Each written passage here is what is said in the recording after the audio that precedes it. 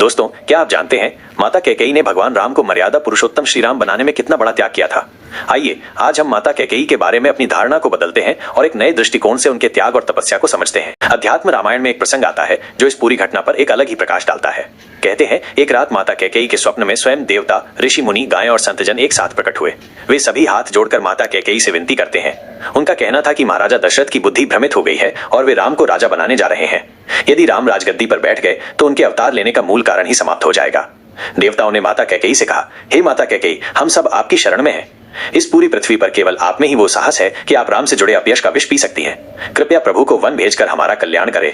युगों युगों से कई आत्माएं उद्धार की प्रतीक्षा में हैं। त्रिलोक स्वामी का उद्देश्य भूलोक का राजा बनना नहीं है। अगर वनवास नहीं हुआ तो राम इस लोक के प्रभु नहीं हो पाएंगे माता। ये कहते कहते देवता उनके चरणों में नतमस्तक हो गए। कैकेयी का अश्रुपूर्ण निर्णय, राम के लिए भरत का त्याग। इस दृश्य को देखकर माता कैकेयी की आंखों से अश्रुधारा बह निकली। उन्होंने अत्यंत भावुक होकर कहा, आने वाले युगों में लोग कहेंगे कि मैंने भरत के लिए राम को छोड़ दिया, लेकिन असल में मैं आज राम के लिए भरत का त्याग कर रही हूँ। मुझे मालूम है इस निर्णय के बाद भरत मुझे कभी स्वीकार नहीं करेगा। ये कितना बड़ा त्याग था। एक माँ अपने पुत्र के प्रेम को, अपने यश को और अपने सम्मान को दांव पर लगा रही थी, केवल इसलिए ताकि भगवान राम अपने अवतार के उद्देश्य को पूरा कर सकें। उन्होंने समाज की निंदा और अपने प्रिय पुत्र भरत की अस्वीकृति को सहने का निर्णय लिया, सिर्फ प्रभु के कार्य को सिद्ध करने के लिए।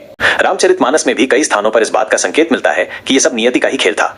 गुरु वशिष्ठ जब दुखी भरत से मिलते हैं तो उन्हें समझाते हुए कहते हैं, सुनो भरत भावी प्रबल बिलखी कहो मुनिनाथ, हानि लाभु जीवनु मरनु जसु अपजसु विधि हाथ।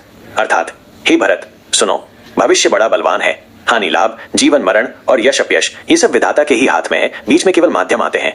ये चौपाई स्पष्ट करती है कि जो कुछ हुआ वो विधाता का ही विधान था।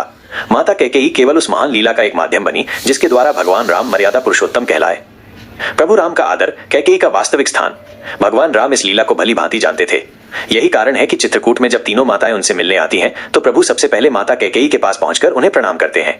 ये कोई सामान्य प्रणाम नहीं था, ये उस मां के प्रति कृतज्ञता थी जिसने उन्हें जन्म देने वाली माता कौशल्या से भी बढ़कर एक महत्वपूर्ण भूमिका निभाई। कौशल्या जी ने राम को जन्म दिया, लेकिन माता कैकेयी ही थी जिन्होंने उन्हें मर्यादा पुरुषोत्तम बनने का मार्ग प्रशस्त किया। उनके वनवास के बिना राम अपने राक्षसों के संहार, ऋषि मुनियों के उद्धार और धर्म की स्थापना जैसे कार्यों को पूरा नहीं कर पाते। निष्कर्ष, कैकेयी का अद्वितीय योगदान। तो दोस्तों, आज से हम माता कैकेयी को केवल एक खलनायिका के रूप में नहीं बल्कि एक ऐसी तपस्विनी के रूप में देखेंगे जिन्होंने प्रभु के कार्य के लिए सबसे बड़ा त्याग किया। उन्होंने अपने ऊपर अपयश का भार लिया ताकि भगवान राम अपने दिव्य उद्देश्य को पूर्ण कर सके। उनका कार्य स्वार्थ से प्रेरित नहीं था बल्कि एक महान उद्देश्य की पूर्ति के लिए किया गया निस्वार्थ बलिदान था। क्या आप इस नए दृष्टिकोण से सहमत हैं? माता कैकेयी के इस त्याग के बारे में आपके क्या विचार हैं? हमें कमेंट सेक्शन में जरूर बताएं। अगर आपको ये वीडियो पसंद आया हो तो इसे लाइक करें, शेयर करें और हमारे चैनल को सब्सक्राइब करना न भूलें ताकि हम आपके लिए ऐसे ही और प्रेरणादायक वीडियो लाते रहेंगे। धन्यवाद।